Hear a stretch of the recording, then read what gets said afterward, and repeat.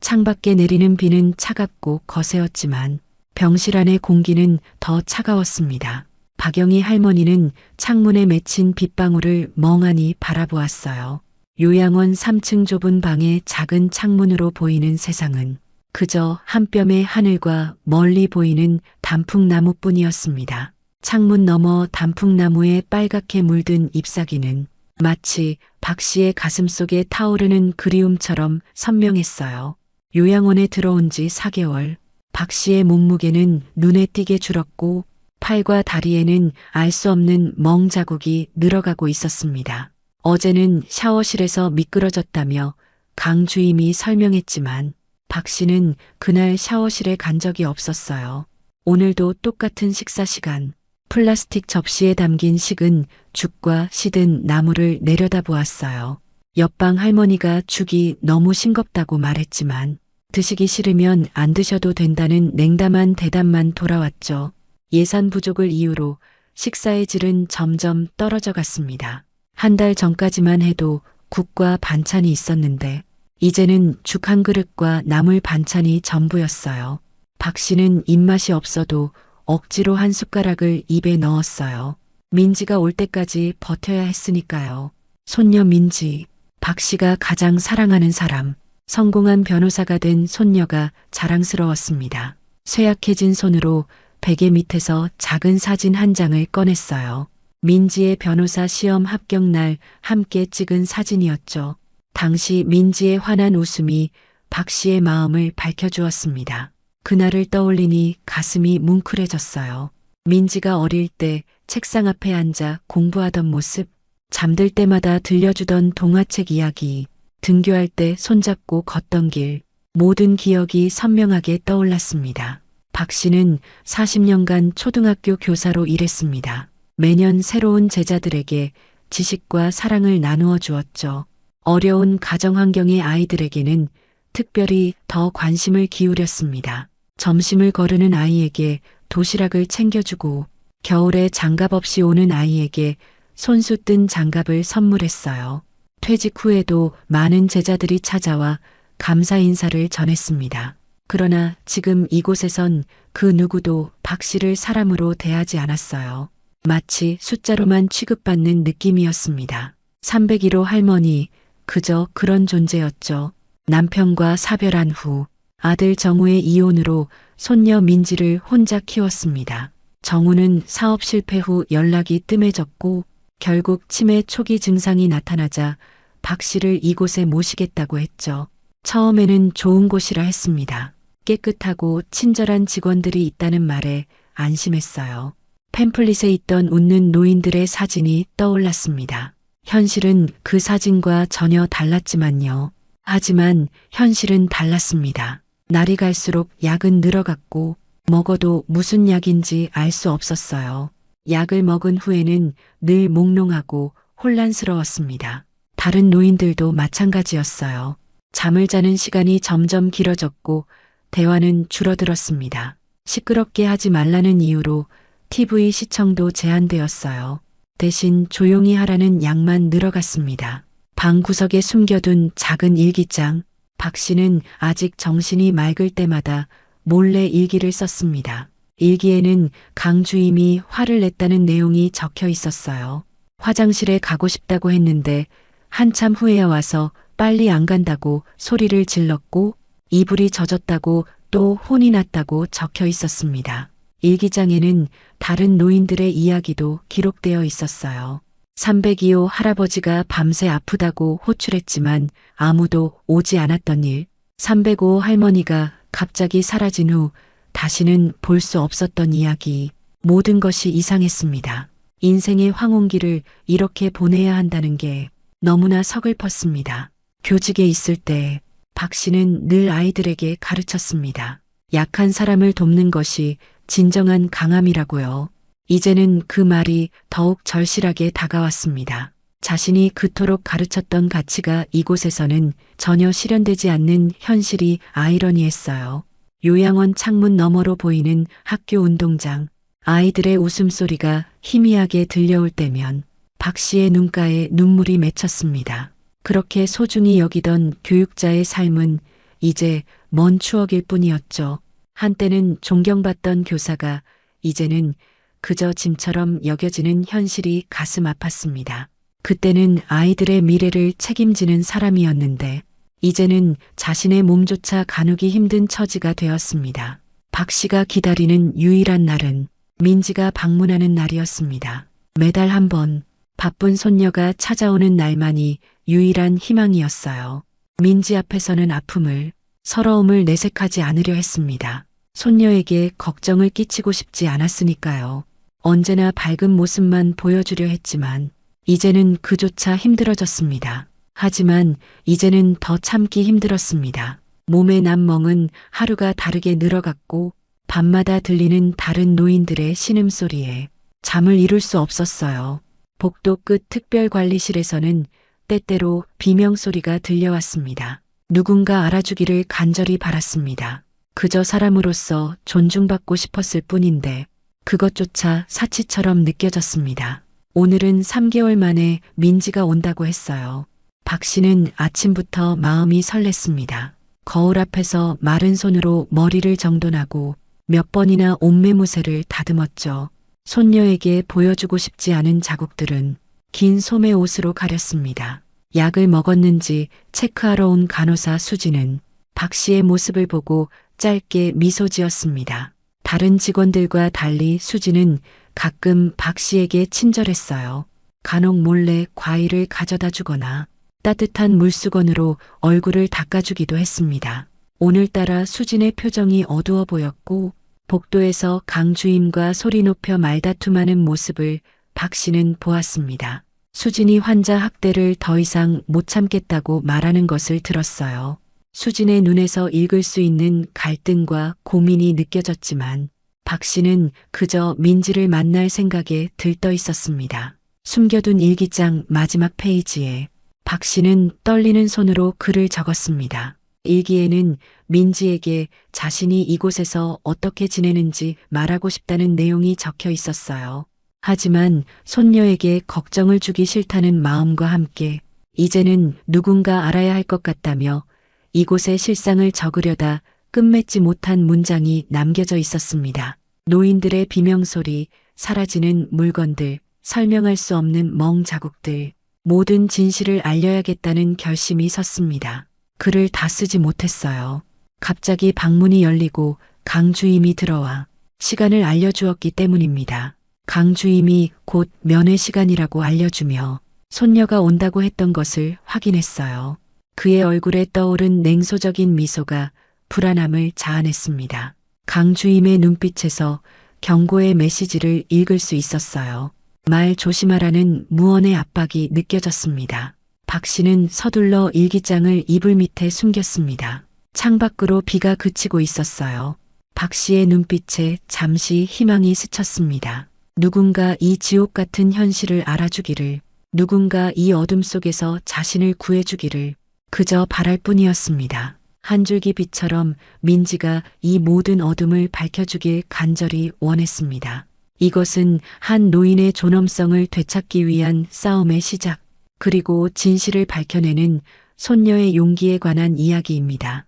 존경받는 교사였던 한 여성의 노년이 어떻게 인권 유린의 장소가 되었는지, 그리고 어떻게 정의가 실현되는지에 대한 이야기를 들려드릴게요. 그날은 유난히 맑은 하늘이 펼쳐진 토요일 오후였습니다. 민지는 3개월 만에 할머니를 만나러 가는 길, 가슴이 설레면서도 왠지 모르게 불안한 마음이 들었어요. 마지막 방문 때 할머니의 기력이 조금 떨어진 것 같았지만 아들 정우는 별일 없다며 안심시켰습니다.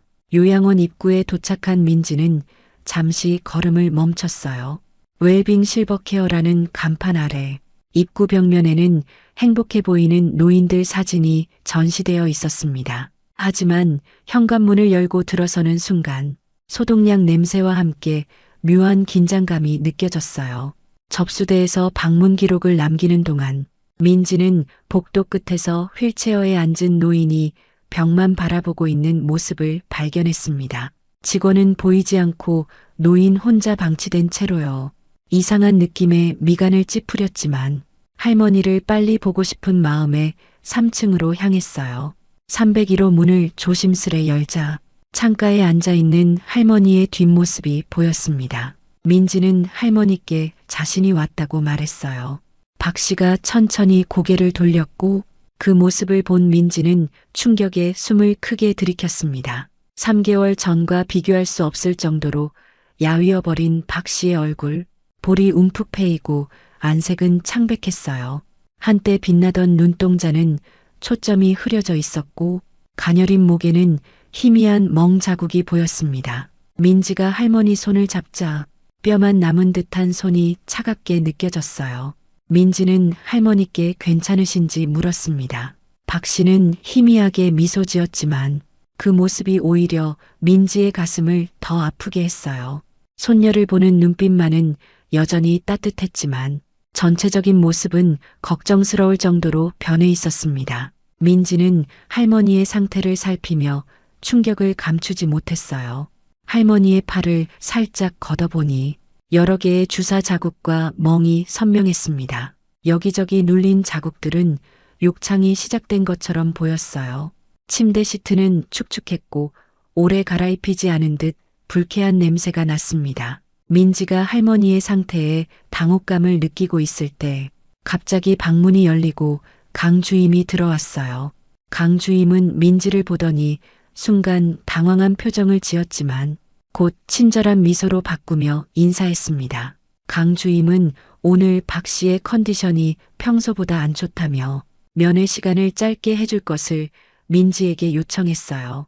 할머니께서 과로하시면 안 된다는 이유였습니다. 그런데 강 주임의 설명과 달리 박 씨는 민지의 손을 꼭 잡고 놓지 않으려 했어요. 민지는 할머니의 상태에 관해 의문을 표했습니다. 왜 이렇게 살이 빠지고 멍이 들었는지 설명을 요구했어요. 강 주임은 노화로 인한 자연스러운 현상이라며 요양원에서는 최선의 케어를 제공하고 있다고 대답했습니다. 박 씨가 화장실에 가고 싶다는 의사를 표현하자 강 주임은 바로 도와주겠다며 나갔어요. 순간적으로 민지와 할머니만 남게 되자 박 씨는 극도로 초조한 표정으로 민지에게 가까이 오라고 손짓했습니다. 떨리는 손으로 민지의 귀에 가까이 다가와 박 씨는 이곳에서 자신을 꺼내달라고 속삭였어요. 그리고 침대 매트리스 밑을 확인해 보라는 말을 끝으로 강 주임이 돌아왔습니다. 다시 방에 들어온 강 주임은 서두르며 박 씨를 화장실로 데려갔어요. 민지는 그 틈을 타 재빨리 침대 매트리스 밑을 살폈습니다. 그곳에서 구겨진 종이 한 장을 발견했어요. 얼른 주머니에 넣은 후 할머니가 돌아오기를 기다렸습니다. 화장실에서 돌아온 박 씨는 더 지쳐 보였어요. 강 주임은 이제 휴식이 필요하다며 민지에게 다음에 다시 방문해달라고 재촉했습니다. 할머니와 제대로 대화할 기회도 없이 면회가 끝나가는 것이 불만스러웠지만 박 씨의 피로한 모습을 보니 더 고집할 수 없었어요. 복도로 나오려는 순간 옆방에서 나온 노인이 민지의 팔을 살짝 잡았습니다. 그 노인은 작은 목소리로 도움을 요청했어요. 강 주임이 재빨리 다가와 그 노인을 방으로 다시 데려갔습니다. 그 모습을 지켜보던 민지의 등줄기로 한기가 느껴졌어요. 1층으로 내려가는 길에 민지는 주변을 더 자세히 살펴보기 시작했습니다. 복도 끝에 있는 특별관리실이라 적힌 문 앞에는 자물쇠가 채워져 있었어요. 창문으로 들여다보려 했지만 블라인드가 내려져 있었습니다. 직원 휴게실 앞을 지나가던 중 민지는 간호사들의 대화를 우연히 들었어요. 한 간호사가 약 투여량이 너무 많다고 불평하는 소리였습니다. 다른 간호사는 원장님 지시니 따르라는 말만 반복했어요. 민지의 불안은 더욱 커졌습니다. 1층 로비에 도착하자 서 원장이 민지를 반갑게 맞이했어요. 늘 바쁘다던 서 원장이 갑자기 나타난 것이 의아했습니다. 마치 민지의 움직임을 지켜보고 있었던 것처럼 느껴졌어요. 민지는 할머니의 상태에 관한 질문을 서 원장에게 던졌습니다. 체중 감소와 멍 자국, 그리고 전반적인 건강 악화에 관한 설명을 요구했어요. 서 원장은 미소를 지으며 노화의 자연스러운 과정이라고 설명했습니다. 특히 치매 초기 증상이 있는 환자들은 가끔 자해를 하거나 음식을 거부하기도 한다는 말을 덧붙였어요. 그러나 민지의 표정이 확신 없이 흔들리자 서 원장은 모든 입소자들의 건강 기록을 꼼꼼히 관리하고 있다며 안심시켰습니다. 필요하다면 의료 기록도 보여줄 수 있다는 제안까지 했어요. 하지만 민지가 그 자리에서 바로 볼 수 있냐고 요청하자 갑자기 예약을 확인해야 한다며 말을 돌렸습니다. 주머니 속 종이가 민지의 손가락 사이에서 구겨졌어요. 아직 내용을 확인하지 못했지만 이미 마음이 무거워졌습니다. 직감적으로 뭔가 잘못되고 있다는 느낌이 들었어요. 민지는 요양원 내의 CCTV 확인을 요청했습니다. 특히 할머니 방과 복도의 영상을 보고 싶다는 의견을 표했어요. 서 원장의 표정이 순간 굳어졌지만 금세 유연한 미소로 바뀌었습니다. 입소자들의 사생활 보호를 위해 CCTV 영상은 허가된 사람만 볼 수 있다고 설명했어요. 법적 문제가 있을 경우에만 가능하다는 말까지 덧붙였습니다. 민지는 필요하다면 법적 절차를 밟을 수도 있다는 의견을 조심스럽게 제시했어요. 변호사로서의 단호함이 담긴 목소리였습니다. 서 원장의 눈에 순간 당혹감이 스쳤지만 곧 전문가다운 태도로 돌아왔어요. 오해가 있는 것 같다며 언제든 의문사항이 있으면 연락하라는 명함을 건네주었습니다.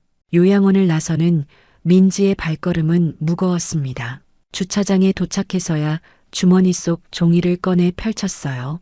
떨리는 손으로 구겨진 종이를 펴자 할머니의 비틀어진 글씨체로 작성된 내용이 눈에 들어왔습니다. 종이에는 이곳이 지옥 같다는 내용과 함께 사람들이 밤에 사라진다는 무서운 기록이 적혀 있었어요. 너무 많은 약을 투여해서 정신이 혼미해진다는 설명도 있었습니다. 강 주임과 원장이 노인들을 괴롭히니 아무도 믿지 말라는 경고와 증거를 찾아야 한다는 절박한 메시지가 담겨 있었어요. 글씨 아래에는 떨림으로 일그러진 작은 지도가 그려져 있었습니다. 요양원 3층의 구조와 특별관리실로 보이는 곳이 X 표시되어 있었어요. 자동차 안에 앉아 심호흡을 하며 민지는 상황을 정리해 보려 했어요. 할머니의 쪽지, 노인들의 공포에 질린 눈빛, 서 원장의 미심쩍은 태도, 모든 것이 이상했습니다. 휴대폰을 꺼내 아버지 정우에게 전화를 걸었어요. 통화 연결음이 여러 번 울리다가 결국 음성 메시지로 넘어갔습니다. 상황을 간략히 설명하고 연락을 요청하는 메시지를 남겼어요. 하지만 민지는 이미 알고 있었습니다. 아버지는 현실을 회피하는데 익숙한 사람이었으니까요. 차 창문 너머로 요양원 건물을 다시 한번 바라보았습니다. 평화로워 보이는 외관 뒤에 숨겨진 진실, 그리고 그 안에 갇힌 할머니를 생각하니 가슴이 조여왔어요. 민지의 머릿속에 수많은 생각이 스쳐 지나갔습니다. 변호사로서 민지는 증거의 중요성을 알고 있었어요. 할머니의 말만으로는 부족했습니다. 더 많은 정보, 더 확실한 증거가 필요했어요. 손가락으로 요양원 정문 안내판을 찍어 사진을 남겼습니다. 이것은 시작에 불과했어요. 민지는 할머니를 돕기 위한 결심을 굳혔습니다. 할머니를 구해내기 위해 가능한 모든 방법을 동원하겠다는 의지가 생겼어요.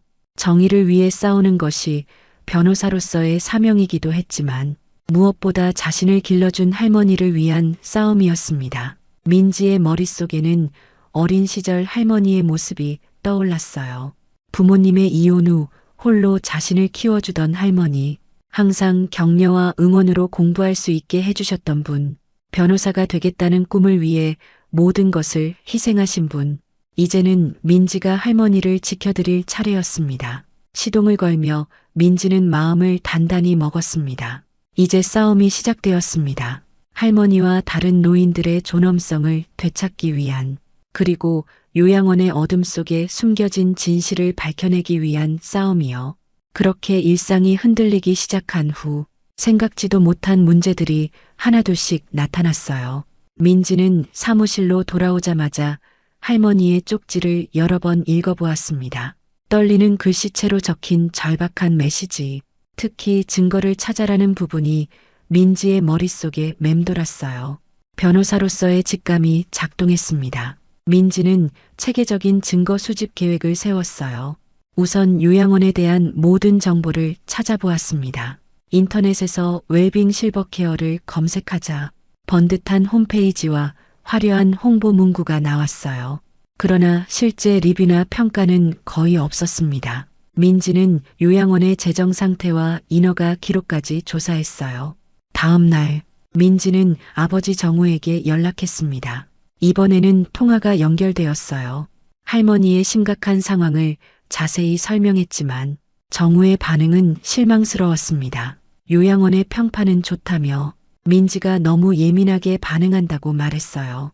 자신의 사업 실패 이후 경제적 여유가 없다며 대화를 빨리 끝내려 했습니다. 민지는 할머니의 쪽지를 언급했어요. 그러자 정우는 치매 초기 증상으로 인한 망상일 수 있다며 무시했습니다. 서 원장이 정기적으로 보내는 건강보고서만 맹신하고 있었어요. 민지의 가슴속에 분노가 치솟았습니다. 어머니가 떠난 후 할머니가 얼마나 헌신적으로 정우를 돌봤는지, 그런 아들이 지금 할머니의 고통을 외면하는 모습에 깊은 상처를 받았어요. 결국 이 문제를 혼자 해결해야 한다는 결심이 더욱 굳어졌습니다. 민지는 요양원 방문 계획을 세웠어요. 주 2회 다른 요일과 시간대에 방문하기로 했습니다. 그리고 작은 녹음기를 구매했어요. 할머니 방에 몰래 설치할 수 있는 작은 크기의 장치였습니다. 로펌 동료들에게 비슷한 사건 경험이 있는지 물어보았어요. 한 동료가 노인 학대 사건을 맡은 적이 있다며 조언해 주었습니다. 무엇보다 증거 수집이 중요하다는 말과 함께 가족 외에도 여러 목격자가 필요하다고 강조했어요. 민지는 이 조언을 바탕으로 전략을 세웠습니다. 이틀 후 민지는 요양원을 다시 방문했어요. 할머니에게 줄 간식을 가져갔고 가방 속에는 작은 녹음기가 들어 있었습니다. 3층으로 향하는 계단을 오르며 민지는 주변 환경을 더 꼼꼼히 살폈어요. 감시 카메라의 위치와 사각지대를 파악했습니다. 예상과 달리 이번에는 강주임 대신 간호사 수진이 안내해 주었어요. 수진의 표정에서 깊은 불안함이 느껴졌습니다. 다른 직원들이 없을 때 수진은 민지에게 작은 목소리로 말을 건넸어요. 할머니를 자주 방문하라는 조언과 함께 강주임을 조심하라는 경고였습니다. 수진의 눈빛에서 양심의 가책과 두려움이 동시에 느껴졌어요. 할머니의 방에 들어서자 지난번보다 더 야위어 보이는 박 씨의 모습에 가슴이 아팠습니다. 민지는 과일을 꺼내 할머니께 드렸어요. 박 씨는 음식을 거의 먹지 못한다고 털어놓았습니다. 식욕이 없다는 이유로 매일 죽만 나온다고 했어요. 심지어 그마저도 차갑게 식은 채로 제공된다는 사실이 충격적이었습니다. 민지가 할머니의 옷장을 정리해드리는 척하며 녹음기를 침대 머리맡 선반 뒤쪽에 조심스레 설치했어요. 그리고 사용법을 작은 소리로 알려드렸습니다. 버튼 하나만 누르면 녹음이 시작된다고 설명했어요. 박 씨는 미세하게 고개를 끄덕였습니다. 복도에서는 항상 누군가 지켜보는 듯한 긴장감이 느껴졌어요. 민지는 다른 방들도 살펴보고 싶었지만 감시의 눈길을 피하긴 어려웠습니다. 하지만 우연히 화장실을 찾는 척하며 다른 복도로 들어설 수 있었어요. 그곳에서 304호방의 문이 열려 있는 것을 발견했습니다. 안에는 한 할머니가 침대에 묶인 채로 있었어요. 민지가 충격에 얼어붙어 바라보고 있을 때 갑자기 뒤에서 강주임의 목소리가 들렸습니다. 환자의 안전을 위한 조치라며 냉랭하게 설명했어요. 민지의 등줄기로 한기가 느껴졌습니다. 그날 저녁 민지는 요양원 설립 배경과 서 원장에 대해 더 깊이 조사했어요. 서 원장이 지역 정치인들과 찍은 사진들이 여러 장 발견되었습니다. 특히 복지 담당 의원과의 긴밀한 관계가 눈에 띄었어요. 최근 3년간 요양원 감사에서 모두 우수 판정을 받았다는 기록도 있었습니다. 하지만 감사를 진행한 공무원이 서 원장과 같은 대학 동문이라는 사실도 밝혀냈어요. 유착관계의 가능성을 직감했습니다. 일주일 후 민지는 녹음기를 회수하러 요양원을 방문했어요. 그런데 도착하자마자 이상한 분위기가 느껴졌습니다. 접수대 직원이 유난히 민지를 경계하는 표정이었어요. 서 원장이 갑자기 나타나 지나치게 친절한 태도로 인사하며 민지의 잦은 방문에 대해 슬쩍 언급했습니다. 불편한 기색이 역력했어요. 할머니 방에 들어서자 박 씨는 평소보다 더 초조해 보였습니다. 민지는 자연스럽게 할머니 곁에 앉아 손을 잡았어요. 그때 박 씨가 손수건을 건네며 작은 종이 쪽지를 몰래 전했습니다. 쪽지에는 녹음기 발각됨, 조심해라는 짧은 경고가 적혀 있었어요. 머리맡 선반을 살피니 녹음기가 사라져 있었습니다. 민지의 심장이 빠르게 뛰기 시작했어요. 할머니에게 어떻게 된 일인지 속삭이듯 물었습니다. 박 씨는 떨리는 목소리로 어제 강 주임이 방을 샅샅이 뒤졌다고 말했어요. 그 과정에서 녹음기가 발견되었고 서 원장이 크게 화를 냈다고 전했습니다.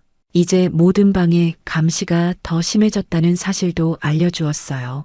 민지는 할머니를 위험에 빠뜨렸다는 자책감에 가슴이 무거워졌습니다. 면회를 마치고 나오는 길에 간호사 수진이 화장실 앞에서 민지를 기다리고 있었어요. 주변을 불안하게 살피더니 서둘러 갈색 봉투를 건네주었습니다. 그러면서 이것이 자신이 할 수 있는 전부라고 말했어요. 수진의 손이 떨리고 있었습니다. 그녀의 눈에는 두려움과 결단이 동시에 깃들어 있었어요. 자신의 어머니도 다른 요양원에 계시는데 그곳에서도 비슷한 일이 일어나지 않을까 매일 걱정된다고 털어놓았습니다. 더 이상 양심의 가책을 견딜 수 없어 증거를 모으기 시작했다는 고백도 이어졌어요. 누군가 오는 소리에 수지는 급히 사라졌습니다. 차 안에서 봉투를 열자 충격적인 내용의 서류들이 들어있었어요. 요양원의 재정 문서와 예산 집행 내역, 노인 복지 지원금 중 60%가 실제 케어에 사용되지 않고 서 원장의 개인 계좌로 빠져나간 정황이 담겨 있었습니다. 약물 투여 기록에는 진정제와 수면제 과다 처방이 습관적으로 이루어지고 있음이 명확히 나타나 있었어요. 특히 불만을 제기하는 노인들에게는 허가되지 않은 강력한 약물까지 사용된 흔적이 있었습니다. 며칠 후 민지는 외부 의료 전문가에게 의뢰하여 서류 내용을 분석해달라고 요청했어요. 전문가는 이 정도의 약물 투여는 명백한 학대라고 결론지었습니다. 노인들을 관리하기 쉽게 만들기 위한 목적이라며 심각한 건강 악화와 심지어 사망에까지 이를 수 있다고 경고했어요. 민지는 이 문제를 혼자 해결하기 어렵다는 것을 깨달았습니다. 다른 입소자 가족들의 연락처를 찾아보기로 했어요. 할머니가 알려준 302호 할아버지의 아들 연락처로 시작했습니다. 조심스럽게 상황을 설명하자 그쪽에서도 비슷한 의심을 하고 있었다고 털어놓았어요. 이렇게 한 명씩 민지는 다른 가족들과 접촉하기 시작했습니다. 비밀 모임을 만들어 정보를 공유했어요. 일부 가족들은 자신들의 부모가 갑자기 건강이 나빠진 것에 의문을 가지고 있었습니다. 집단 소송을 준비하기로 결정했어요. 한 달 동안 민지는 요양원을 일주일에 2번씩 방문했습니다. 매번 할머니의 상태는 더욱 악화되고 있었어요. 다른 가족들도 비슷한 보고를 했습니다. 서류상으로는 모두 건강하다고 기록되어 있었지만 실제로는 대부분의 노인들이 급격히 쇠약해지고 있었어요. 입소자 가족들과의 2번째 비밀 모임에서 한 가족이 중요한 정보를 공유했습니다. 특별관리실에 격리된 노인들이 며칠 후에 갑자기 사망했다는 소식이었어요. 죽음의 원인은 항상 자연사 또는 기존 질환 악화로 기록되었습니다. 모두가 충격에 빠졌어요. 민지의 조사가 깊어질수록 요양원 내 감시도 강화되었습니다. 할머니는 더 이상 자유롭게 말하지 못했고 면회 시간도 점점 짧아졌어요. 어느 날은 할머니가 갑자기 검사를 받아야 한다며 면회 자체가 취소되기도 했습니다. 그날 오후 민지가 로펌에서 증거를 정리하고 있을 때 충격적인 전화가 걸려왔어요. 할머니가 갑자기 특별관리실로 옮겨졌다는 소식이었습니다. 이유는 민지가 요양원에 소란을 일으키고 있다는 것이었어요. 심장이 멎는 것 같은 충격에 민지는 즉시 요양원으로 달려갔습니다. 그러나 출입구에서 경비원에게 막혔어요. 비상 상황이라며 면회가 전면 금지되었다는 이야기였습니다. 민지가 할머니의 상태를 확인할 권리를 주장하며 항의했지만 경비원은 요양원의 방침이라며 완강히 거부했어요. 더 이상 할머니를 볼 수 없다는 절망감이 몰려왔습니다. 잠시 숨을 돌릴 틈도 없이 더 큰 문제가 눈앞에 다가왔습니다. 민지가 요양원 출입을 거부당한 지 이틀이 지났어요. 할머니를 더 이상 볼 수 없다는 현실에 민지는 극도의 불안감에 시달렸습니다. 특히 다른 가족들로부터 들었던 특별관리실에 관한 이야기가 계속 머릿속을 맴돌았어요. 그곳에 들어간 노인들이 며칠 뒤 갑자기 사망했다는 불길한 소문, 그리고 이제 할머니가 그곳에 있다는 사실이 가슴을 무겁게 눌렀습니다. 밤새 잠을 이루지 못한 민지는 법적 대응책을 마련하는 한편 마지막 수단으로 아버지 정우에게 연락했어요.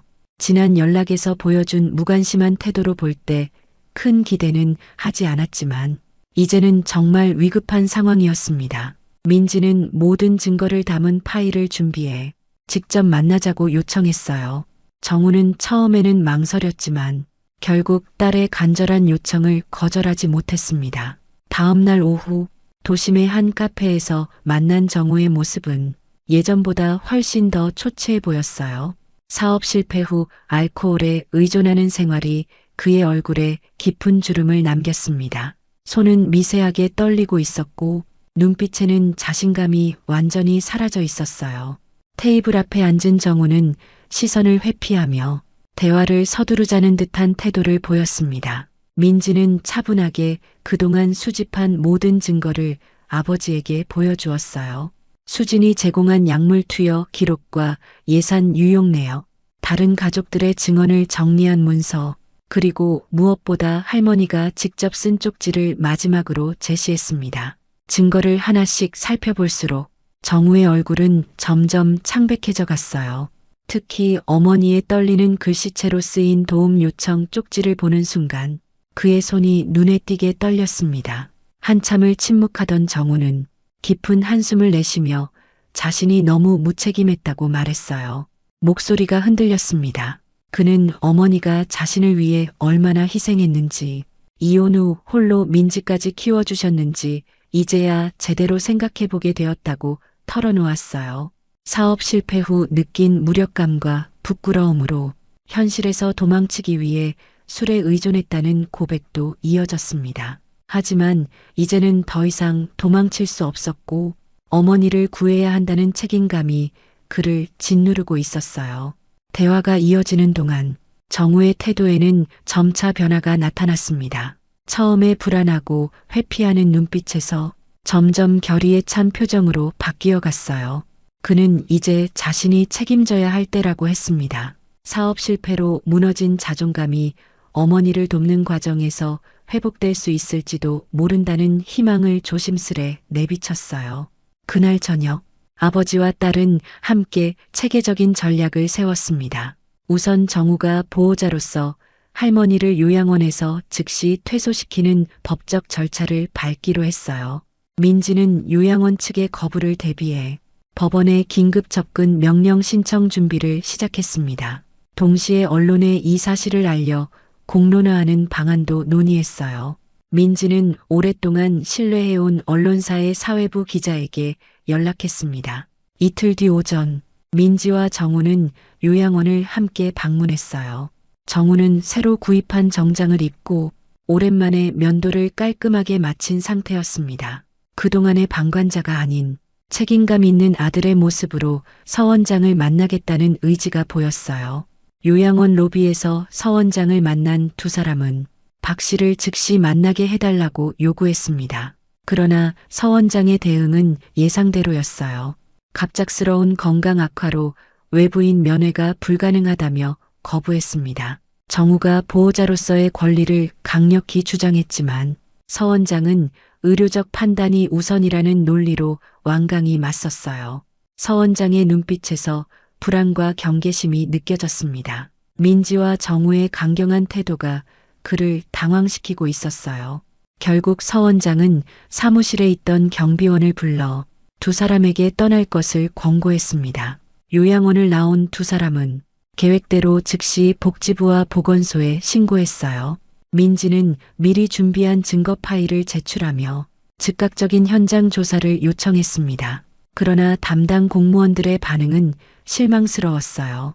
증거가 충분하더라도 정식 절차를 밟아야 한다는 형식적인 답변만 돌아왔습니다. 조사 일정은 빨라도 다음 주라는 말에 민지는 그때까지 할머니가 버틸 수 있을지 심각한 우려를 느꼈어요. 복지부 방문 후 민지는 언론 보도를 통한 압박을 시도했습니다. 자신이 준비한 모든 증거를 언론사 기자에게 전달했어요. 기자는 이 사안의 심각성을 인지하고 다음 날 아침 신문에 게재하기로 약속했습니다. 민지는 잠시나마 희망을 느꼈어요. 그러나 다음 날 아침 기사는 신문 어디에도 실리지 않았습니다. 당혹스러운 마음으로 기자에게 연락하자 기자는 미안한 목소리로 기사가 출판 직전에 취소되었다고 설명했어요. 알고 보니 해당 언론사 사주와 서 원장의 정치적 후원자가 연결되어 있었습니다. 기자 자신도 상부의 갑작스러운 결정에 당황했다고 했어요. 민지는 권력과 돈의 네트워크에 가로막힌 현실에 좌절감을 느꼈습니다. 그날 오후 로펌에서 다음 단계를 고민하던 민지에게 간호사 수진으로부터 긴급한 메시지가 왔어요. 퇴근 후 요양원 뒤편 카페에서 만나자는 내용이었습니다. 민지가 서둘러 카페에 도착했을 때 수진은 이미 구석자리에 앉아 있었어요. 평소보다 훨씬 초조해 보였고 계속 주변을 불안하게 살피는 모습이었습니다. 수진은 목소리를 낮추며 오늘 사직서를 제출했다고 알려주었어요. 더 이상 양심의 가책을 견딜 수 없었고 특히 박 씨의 상태가 급격히 나빠지는 것을 보고 결심했다고 했습니다. 서 원장이 그녀의 다음 취업에 불이익을 주겠다고 협박했지만 더 이상 침묵할 수 없었다고 했어요. 수진의 목소리에는 두려움과 결의가 함께 담겨 있었습니다. 잠시 주변을 살핀 후 수진은 가방에서 USB를 꺼내 민지에게 건네주었어요. 그 USB에는 충격적인 영상이 담겨 있었습니다. 수진이 위험을 무릅쓰고 복사해온 요양원 내부 CCTV 영상이었어요. 특히 특별관리실의 영상은 그 누구도 쉽게 접근할 수 없는 기밀 자료였습니다. 수진은 특별관리실의 실체에 관해 자세히 설명했어요. 그곳은 표면적으로는 특별한 케어가 필요한 노인들을 위한 공간이라고 알려져 있지만 실제로는 문제를 일으키는 노인들을 격리하고 통제하는 곳이었습니다. 가족들의 방문이 잦거나 불만을 표현하는 노인들이 주로 이곳으로 보내졌어요. 그곳에서는 과도한 약물 투여와 신체 구속이 일상적으로 이루어졌습니다. 수지는 처음에는 의료적 필요성이라 믿었지만 점차 학대라는 것을 깨달았다고 털어놓았어요. USB에 담긴 영상을 확인한 민지는 충격에 휩싸였습니다. 영상 속에는 노인들이 부적절하게 다루어지는 여러 장면들이 담겨 있었어요. 식사를 거부하는 노인에게 강제로 약을 투여하는 모습, 도움을 요청하는 노인을 무시하고 방치하는 장면, 특히 특별관리실에서는 노인들이 침대에 묶여 있었습니다. 그 중에는 박 씨의 모습도 있었어요. 쇠약해진 모습으로 침대에 묶여 누워있는 할머니를 보는 것은 민지에게 너무나 큰 충격이었습니다.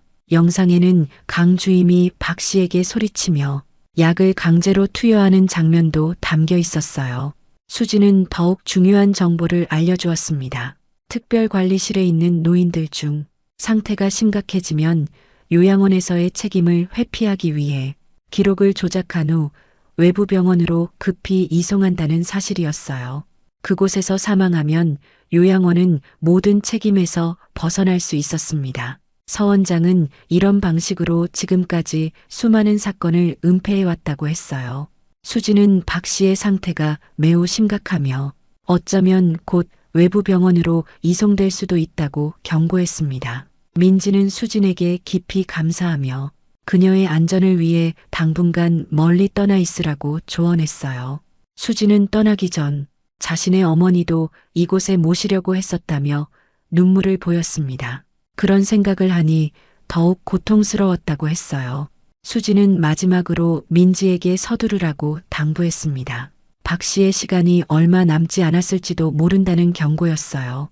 USB의 영상을 확인한 민지와 정우는 즉시 적극적인 법적 대응에 나섰습니다. 민지는 변호사로서의 모든 네트워크를 동원해 법원에 긴급 접근 명령을 신청했어요. 이는 박 씨의 상태를 즉시 확인할 수 있는 법적 권한을 요구하는 것이었습니다. 아울러 특별수사팀에 모든 증거를 제출하며 요양원의 조직적 범죄 혐의에 대한 수사를 요청했어요. 동시에 다른 입소자 가족들과 함께 집단소송을 준비했습니다. 법원에서 심리가 진행되는 사흘 동안 민지와 정우는 교대로 요양원 앞에서 시위를 이어갔어요. 다른 가족들도 함께했습니다. 노인 학대 중단, 진실을 밝혀라라는 문구가 적힌 팻말을 들고 요양원 앞을 지키는 모습이 지역 소식에 보도되기 시작했어요. 서 원장은 이들의 행동을 무시하며 모든 것이 규정에 따라 진행되고 있다는 입장을 고수했습니다. 그러나 점차 요양원 주변의 시선이 불편해지고 있었어요. 법원의 결정을 하루 앞둔 그날 저녁, 민지의 휴대폰이 울렸습니다. 요양원 인근 대학병원 응급실에서 걸려온 전화였어요. 박 씨가 급성호흡곤란으로 이송되었다는 소식이었습니다. 생명이 위독한 상황이라 보호자의 즉시 방문을 요청한다는 내용이었어요. 순간 민지의 머릿속에 수진의 경고가 떠올랐습니다. 요양원이 책임을 회피하기 위해 상태가 심각한 노인을 외부 병원으로 이송한다는 그 말이 현실이 된 것이었어요. 전화를 받은 민지의 손에서 휴대폰이 떨어졌습니다. 최악의 상황이 벌어진 것 같은 절망감이 몰려왔어요. 정우에게 급히 연락해 함께 병원으로 달려갔습니다. 차 안에서 민지는 계속 떨리는 손으로 기도했어요. 늦지 않기를 간절히 바랐습니다. 병원 응급실에 도착했을 때 의료진들이 박 씨 주변에 모여 있었어요. 산소 마스크를 쓴 할머니의 모습은 더 이상 예전의 그 강인한 교사의 모습이 아니었습니다. 앙상하게 마른 몸과 창백한 피부, 그리고 온몸에 난 멍 자국들이 그동안의 학대를 여실히 보여주었어요. 담당 의사는 민지와 정우에게 박 씨의 상태를 설명했습니다. 심각한 영양실조와 탈수 증상이 있으며 다량의 진정제가 체내에 남아있어 호흡 억제로 인한 합병증이 발생했다고 말했어요. 더 충격적인 것은 다발성 욕창과 구속으로 인한 상처가 전신에 있다는 사실이었습니다. 의사는 이런 상태는 명백한 방치와 학대의 결과라고 단언했어요. 정우는 그 자리에서 모든 의료 기록을 증거로 남겨달라고 요청했습니다. 정우는 어머니의 손을 잡고 흐느꼈어요. 자신의 무관심이 어머니를 이런 상황에 놓이게 했다는 자책감에 온몸이 떨렸습니다. 어머니의 마른 손을 붙잡고 자신의 잘못을 용서해달라고 속삭였어요. 민지는 아버지의 어깨를 토닥이며 이제부터라도 할머니를 지켜드리자고 말했습니다. 병원 복도에서 민지는 모든 증거를 정리했어요. USB의 영상, 수진의 증언, 의료 기록, 다른 가족들의 증언. 이제 모든 것이 갖추어졌습니다. 민지는 특별수사팀에 연락했어요. 이것은 단순한 노인 학대가 아닌 조직적인 범죄라고 설명했습니다. 검사는 모든 증거를 검토한 후 즉각적인 수사 착수를 약속했어요. 모든 것이 끝난 듯 했어요. 하지만 그때 예상치 못한 전환점이 찾아왔습니다. 병원 복도에서 증거를 정리하던 민지에게 응급실 간호사가 다급히 다가왔어요. 할머니의 심장 박동에 미세한 변화가 감지되었다는 소식이었습니다. 민지와 정우는 숨이 멎는 심정으로 병실로 달려갔어요. 산소 마스크 너머로 박 씨의 눈꺼풀이 미세하게 떨리고 있었습니다. 의식이 돌아오는 징후였어요. 의료진도 놀란 표정으로 모니터를 확인하고 있었습니다. 민지는 떨리는 손으로 할머니의 손을 꼭 잡았어요. 차갑던 손에서 미약하지만 분명한 온기가 느껴졌습니다. 정우는 어머니의 이름을 부르며 눈물을 흘렸어요. 그때 갑자기 박 씨의 심장 박동이 불안정해졌습니다. 의료진이 급히 움직이며 응급조치를 취했어요. 민지와 정우는 병실 밖으로 잠시 나가달라는 요청을 받았습니다. 복도에서 초조하게 기다리는 1시간이 영원처럼 느껴졌어요. 의사가 나와 상태가 다시 안정되었다고 알려주었을 때 두 사람은 안도의 눈물을 흘렸습니다. 다시 들어간 병실에서 박 씨의 마른 손가락이 민지의 손을 약하게 움켜쥐었어요. 그 순간 병실에 작은 기적이 일어난 것 같았습니다. 담당 의사는 회복 가능성에 대해 조심스럽게 말했지만 동시에 학대로 인한 후유증이 심각할 수 있다고 경고했어요.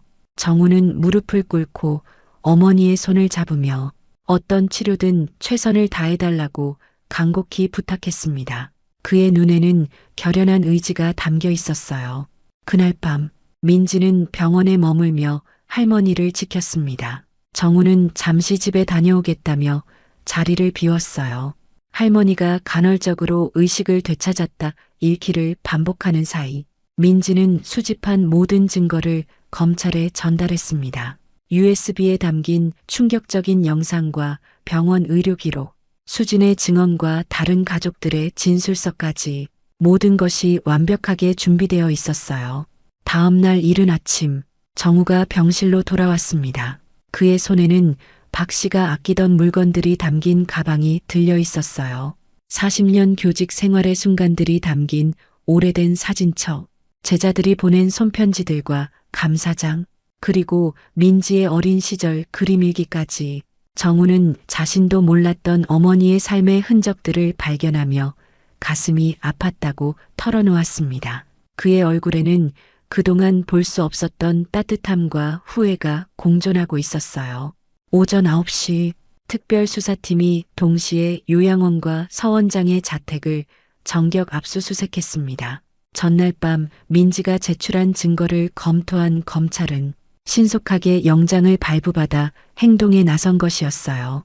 특히 요양원 내 CCTV 서버와 약물 관리 기록, 예산 집행 내역을 중점적으로 확보했습니다. 수사관들은 특별관리실을 집중적으로 살펴 노인들을 부당하게 구속했던 장비들과 과다 투약 증거를 확보했어요. 서 원장은 압수수색 과정에서 증거를 파기하려다 현행범으로 체포되었습니다. 그는 체포되는 순간에도 자신은 노인들을 위해 최선을 다했다며 발뺌했어요. 하지만 요양원 직원들이 하나둘 입을 열기 시작했습니다. 특히 수진의 용기 있는 증언은 결정적이었어요.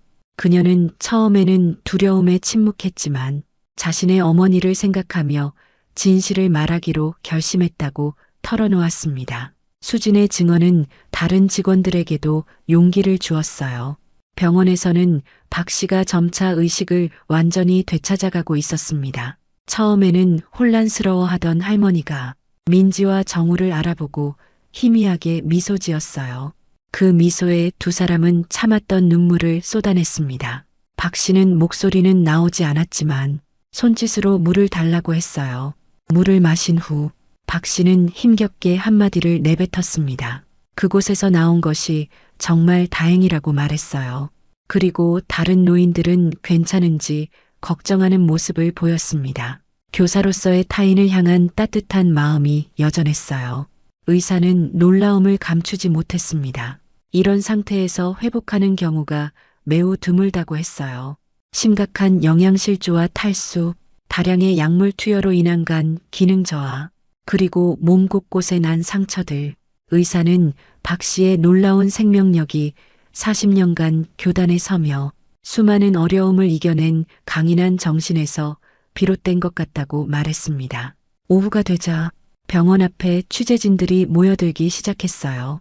요양원 특별수사 소식이 언론에 알려진 것이었습니다. 정우는 처음에는 취재진을 피하려 했지만 이내 마음을 바꿨어요. 이제는 숨길 것도 두려울 것도 없었습니다. 오히려 이 사건이 널리 알려져 다른 요양원의 비슷한 문제들도 함께 해결되기를 바랐어요. 민지는 가족의 동의를 얻어 언론 인터뷰에 응하기로 결정했습니다. 민지는 카메라 앞에서 감정을 억누르며 할머니와 다른 노인들이 겪은 학대의 실상을 차분히 설명했어요. 변호사로서의 전문성과 손녀로서의 감정이 균형을 이룬 목소리였습니다. 특히 공적 자금으로 운영되는 요양시설의 투명한 운영과 감독 강화의 필요성을 강조했어요. 그리고 수진과 같은 양심적인 내부 고발자를 보호하는 시스템의 중요성도 언급했습니다. 인터뷰는 즉시 주요 뉴스로 보도되었고 전국적인 공분과 함께 사회적 변화의 목소리가 높아졌어요. 저녁 뉴스에서는 서 원장과 강 주임을 포함한 요양원 직원 5명이 특별수사팀에 의해 체포되는 장면이 생중계되었습니다. 혐의는 노인학대, 사기, 공금 횡령, 의약품관리법 위반 등 장기간에 걸친 조직적 범죄였어요. 특히 충격적이었던 것은 서 원장과 지역 정치인들의 유착관계가 드러난 점이었습니다. 요양원 감사를 담당하던 공무원이 서 원장으로부터 정기적인 뇌물을 받아온 정황도 포착되었어요. 이로 인해 수년간 요양원의 부실한 운영과 학대가 적발되지 않고 지속될 수 있었던 것이었습니다. 수사는 관련 공무원과 정치인들에게까지 확대되었어요. 박 씨의 회복은 계속되었습니다. 처음에는 걷는 것조차 힘들었지만 매일 조금씩 힘을 되찾아갔어요.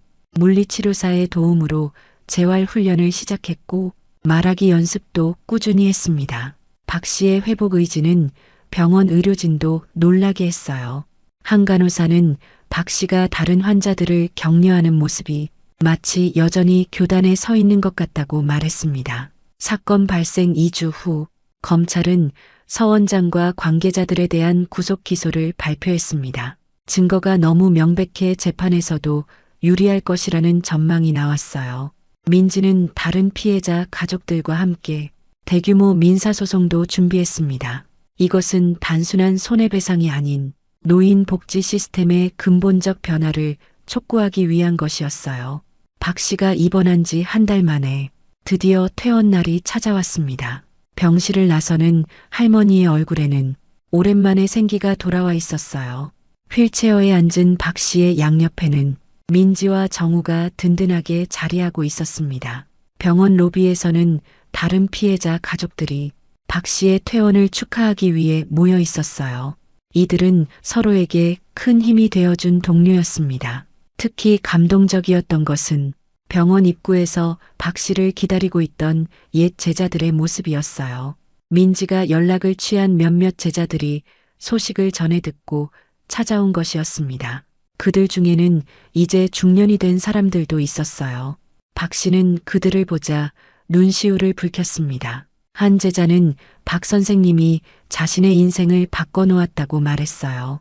평생 제자들의 든든한 버팀목이었던 스승이 이제는 그들의 지지와 사랑을 받고 있었습니다.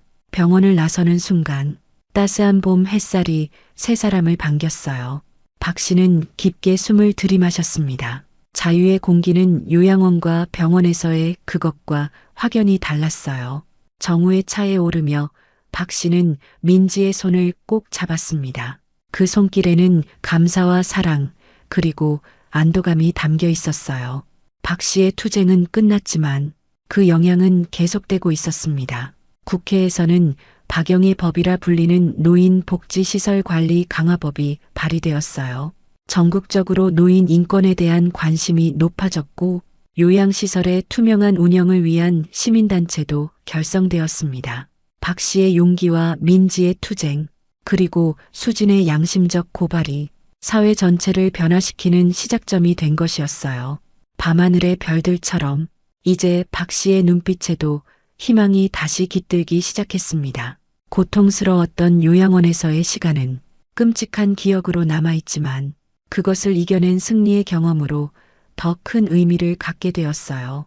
무엇보다 이 사건을 통해 가족의 소중함과 삶의 존엄성을 모두가 다시 한번 깨닫게 된 것이 가장 큰 위로였습니다. 점차 안정을 찾아가면서 박 씨는 과거의 교직 생활 이야기를 들려주기 시작했어요.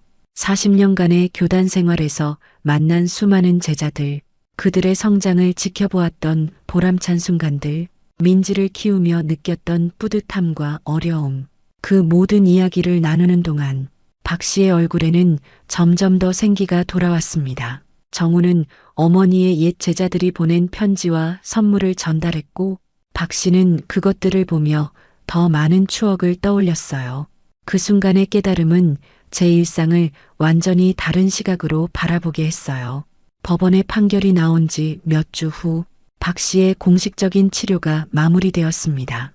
의사들이 완전한 회복을 확인한 그날은 봄의 따스함이 가득한 오후였어요. 정우의 아파트로 향하는 차 안에서 박 씨는 창밖으로 흐르는 풍경을 조용히 바라보았습니다. 요양원과 병원에서 보낸 긴 시간이 마치 악몽처럼 느껴졌고 이제야 진정한 자유를 되찾았다는 실감이 들었어요. 정우의 아파트는 넓지 않았지만 박 씨를 위한 방이 따로 준비되어 있었어요. 침대 옆에는 오래된 사진첩과 책들이 정성스레 놓여 있었습니다. 창가에는 박 씨가 좋아하던 화분들이 햇빛을 받고 있었고 벽에는 민지의 어린 시절 사진들이 걸려 있었어요. 정우는 어머니가 편안하게 지내실 수 있도록 모든 것을 세심하게 준비했다고 말했습니다. 아들의 변화된 모습에 박 씨의 눈가에 눈물이 맺혔어요. 정우는 박 씨의 손을 잡으며 더 이상 도망치지 않겠다고 약속했어요. 사업 실패와 이혼 후 자신에게 닥친 현실에서 도망쳤던 과거를 반성했습니다. 학창 시절 어머니가 밤늦게까지 학원에서 수고하며 자신의 등록금을 마련해 주었던 기억, 아픈 날에는 항상 곁을 지켜주었던 순간들, 모든 추억이 물밀듯이 밀려왔다고 고백했어요. 이제는 어머니를 직접 모시겠다는 결심과 함께 지역 출판사에서 편집 보조로 일을 시작했다고 말했습니다. 급여는 많지 않지만 안정적인 일자리였고 성실히 일하며 어머니에게 보답하겠다는 의지를 보였어요. 민지는 매일 퇴근 후 할머니를 찾아왔어요. 때로는 직장에서의 에피소드를 나누며 때로는 할머니의 과거 이야기를 경청하며 3대가 함께 저녁 식사를 하는 시간은 모두에게 특별한 순간이 되었습니다. 처음 며칠간 박 씨는 밤에 자주 악몽에 시달렸어요. 요양원에서의 기억이 플래시백처럼 밀려올 때면 식은땀을 흘리며 깨어나곤 했습니다. 그럴 때마다 정우가 따뜻한 차를 준비해 가져왔고 민지는 할머니의 손을 꼭 잡아주었어요. 가족의 지지 속에 박 씨의 밤은 조금씩 평온을 되찾아갔습니다. 박 씨의 학대 사건은 연일 뉴스의 헤드라인을 장식했어요. 서 원장과 강 주임의 구속 이후 수사는 복지 담당 공무원들과 정치인들에게까지 확대되었습니다. 요양원 허가를 쉽게 내주고 감독을 소홀히 한 담당자들, 예산 유용을 눈감아준 감사 책임자들 모두 수사선상에 올랐어요. 전국 요양원에 대한 특별감사가 실시되기 시작했고 여러 곳에서 비슷한 문제점들이 드러났습니다. 민지의 용기 있는 행동이 큰 변화의 시작점이 된 것이었어요. 재판 과정은 예상보다 빠르게 진행되었어요. 증거가 너무나 명백했기 때문에 서 원장의 변호인조차 혐의를 부인하기 어려웠습니다. 특히 수진이 제공한 내부 영상과 문서는 결정적이었어요. 민지는 법정에서 할머니를 대신해 증언했고 수진도 용기를 내어 법정에 섰습니다. 요양원에서 벌어졌던 일들을 하나하나 생생하게 증언했어요. 판사는 노인 학대의 심각성을 강조하며 서 원장에게 실형을 선고했습니다. 강 주임과 가담 직원들도 각각 형을 받았어요. 서 원장은 징역 7년과 함께 의사 면허를 박탈당했고 강 주임은 5년의 실형을 선고받았습니다. 더 의미 있었던 것은 국가의 공식 사과였습니다. 복지부 장관이 직접 박 씨를 찾아와 관리 감독 소홀에 대한 책임을 인정했어요. 장관은 박 씨의 손을 잡고 이러한 일이 다시는 발생하지 않도록 하겠다는 약속을 전했습니다. 재발 방지를 위한 제도 개선을 약속하며 피해자들에 대한 국가 배상도 결정되었어요. 이것은 단순한 한 사건의 해결을 넘어 사회적 인식의 전환점이 되었습니다. 언론에서는 노인 복지 문제를 심층적으로 다루기 시작했고 시민들의 관심도 크게 높아졌어요. 완전히 퇴원한 2달 후 박 씨의 건강은 놀라울 정도로 회복되었습니다. 물리치료사가 주 3회 가정 방문으로 재활을 돕고 있었고 이제는 짧은 거리는 스스로 걸을 수 있게 되었어요. 약물 중독으로 흐려졌던 정신도 또렷해져 기억력도 점차 돌아왔고 과거 교사로서의 단호함과 지혜도 되찾아갔습니다. 무엇보다 눈빛의 생기가 돌아온 것이 가장 큰 변화였어요.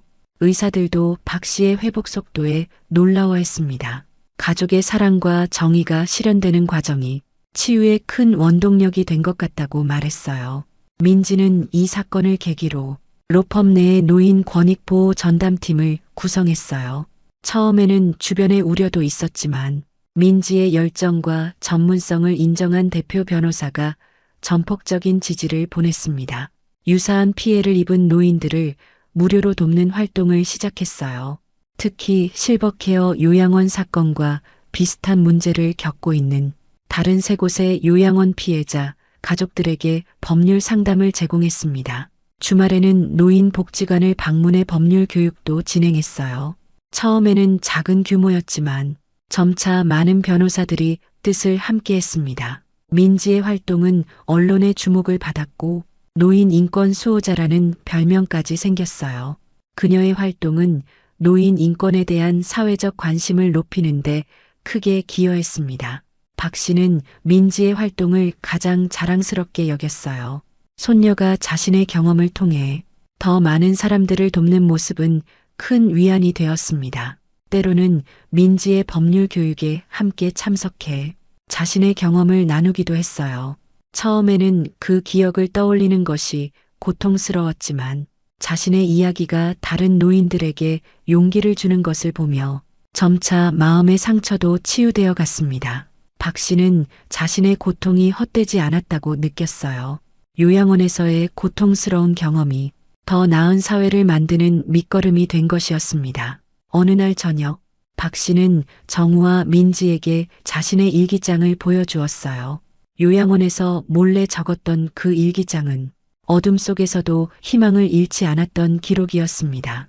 떨리는 손으로 적은 날짜별 기록들, 공포와 절망 속에서도 끝까지 포기하지 않았던 의지가 담겨 있었어요.